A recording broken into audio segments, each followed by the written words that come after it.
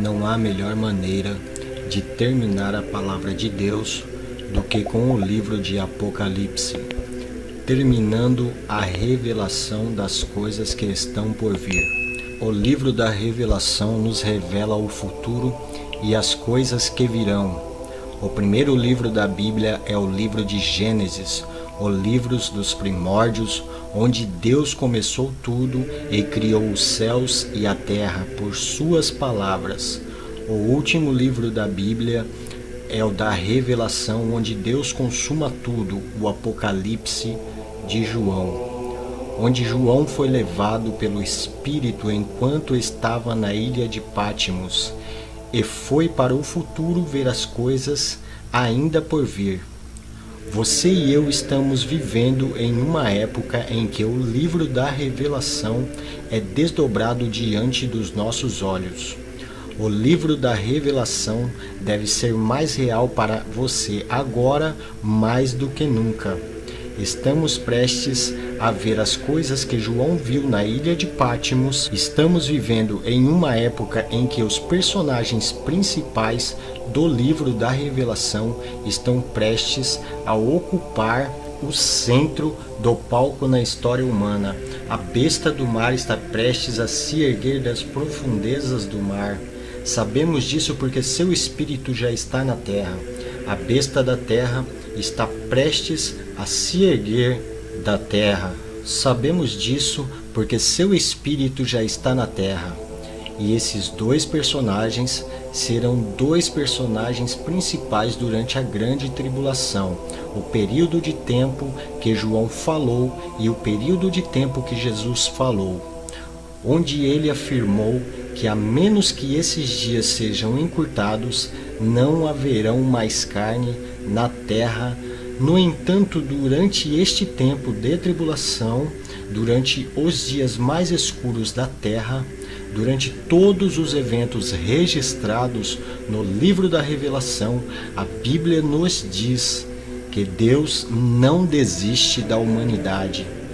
A Bíblia diz que João 3, versículo 16, ainda é verdade, porque Deus amou o mundo de tal maneira que deu seu Filho unigênito, para que todo aquele que nele crê não pereça, mas tenha a vida eterna. A Bíblia nos diz que Deus enviará dois homens, duas testemunhas para proclamar o amor de Deus e para proclamar o julgamento de Deus. Essas duas testemunhas são como nenhuma outra que já caminharam na face da terra. Apocalipse, capítulo 11, versículo 3 diz: E eu darei poder às minhas duas testemunhas, e profetizarão 1260 dias, vestida de saco, ao longo dos corredores da história humana, independentemente de quão escuro e malignos os tempos são, Deus sempre teve suas testemunhas. Deixe o registro bíblico falar sobre as testemunhas de Deus. Noé foi sua testemunha nos dias anteriores ao dilúvio, e por isso 120 anos ele pregou justiça até que o dilúvio veio. Abraão foi sua testemunha em Canaã séculos antes que os hebraicos ocupassem Canaã. José foi sua testemunha no Egito pagão, e outros foram juízes. Suas testemunhas nos tempos dos juízes, quando o povo de Israel fez o que era mal aos olhos do Senhor e serviu a Baal. Elias representou o Senhor nos dias do ímpio Acabe e sua esposa Jezebel. Daniel foi a testemunha fiel de Deus na Babilônia. E mesmo daquele ponto até agora, existem testemunhas de Deus neste mundo que as pessoas gostam. Você e eu vemos no livro da revelação neste momento, porque a igreja foi arrebatada e está no céu. Neste momento, os 144 mil selados salvos das tribos de Israel darão testemunho de Deus e levarão muitas almas a Jesus. Eles viajarão em todo o mundo como visto de acordo com Apocalipse capítulo 7, versículo 1 ao 10, e então capítulo 11, versículo 3 da Revelação, nos apresenta mais duas testemunhas. Esses dois homens vão testemunhar como nenhum outro e pregar o Evangelho como nenhum outro já pregou o Evangelho. Existem muitas teorias ou explicações nos dizendo quem são essas duas testemunhas. Algumas pessoas afirmam que as duas testemunhas são a lei e os profetas, e algumas pessoas dizem que as duas testemunhas representam o Antigo e o Novo Testamento.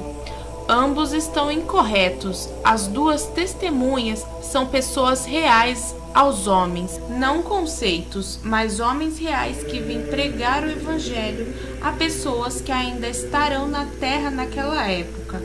O fato é que os nomes desses dois homens não estão explicitamente escritos na Bíblia, para que qualquer um que diga que sabe quem é, não está dizendo a verdade. Podemos fazer suposições fundamentadas, mas é importante destacar: seus nomes não nos são fornecidos. Algumas pessoas dizem que eles podem ser Elias e Moisés. Alguns dizem que podem ser Enoque e Elias. Há muitas explicações que não podemos dar agora, devido às limitações de tempo. Na minha opinião pessoal, os dois homens são Elias e Moisés, e a razão pelo qual acredito nisso é por causa do que aconteceu no Monte da Transfiguração. Mateus capítulo 17, versículo 2 ao 3. Diz: E foi transfigurado diante deles, e seu rosto brilhou como o sol, e seu manto era branco como a luz. E eis que apareceu Moisés e Elias falando com ele. Essas foram as duas pessoas que apareceram para Jesus. O que eles falaram não foi mencionado na Bíblia. E estudiosos da Bíblia que também concordam que Elias é uma das testemunhas procuradas. O quarto capítulo do último livro do Antigo Testamento, como evidência, Malaquias, capítulo 4, versículos 5 ao 6, que afirma: Eis que te enviarei, Elias, o profeta, antes da vinda do grande e terrível dia do Senhor. E vos transformareis o coração dos pais para os filhos, e o coração dos filhos para seus pais, para que eu não venha a ferir a terra com uma maldição. Mais evidências de que Elias é um dos homens é que ele também foi levado para o céu. Ele nunca morreu. Elias e Enoque são os únicos dois homens no Antigo Testamento que foi arrebatado. Também os milagres que ele realizou são semelhantes às das duas testemunhas que veremos mais tarde. A segunda testemunha pode ser possivelmente Moisés. Elias e Moisés aparecem juntos no Monte da Transfiguração. Então, eles já apareceram juntos antes na terra. Estudiosos também acreditam que esta é uma das razões pela quais o diabo queria o corpo de Moisés. E Miguel, o arcanjo, teve que protegê-lo. Judas, capítulo 1, versículo 9, diz: Ainda que o arcanjo Miguel, ao contender com o diabo, ele disputou sobre o corpo de Moisés. Não ousou trazer sobre ele acusação severa, mas disse: O Senhor te repreenda. E finalmente os milagres que ele realizou no Egito são semelhantes aos das duas testemunhas que veremos mais tarde. É importante destacar o fato de que você e eu não sabemos quem eles são. Deus tem o poder de capacitar qualquer um que tenha as qualidades e as habilidades dessas duas testemunhas. E essas duas testemunhas podem ser qualquer um dos crentes, ou Deus poderia até mesmo criar duas testemunhas. Só Deus sabe quem são. Eles receberão o poder de fazer algumas coisas inimagináveis, que nós iremos verificar. Há também um prazo em que eles virão e viverão antes de serem mortos. Quando as duas testemunhas vir à terra, elas virão ao mundo diante a grande tribulação. Jesus disse que haveria uma grande tribulação antes de seu segundo advento. Uma tribulação que não foi vista antes na terra. Mateus capítulo 24, versículo 21 diz: Então haverá grande tribulação, como nunca houve desde o início do mundo até agora. Nem nunca haverá quando o período da grande tribulação começar. Muitos eventos mundiais acontecerão, conforme contado no livro de Apocalipse. O Cordeiro abrirá os selos, e cada selo está associado a grandes eventos no mundo, conforme contado no capítulo de Apocalipse 6.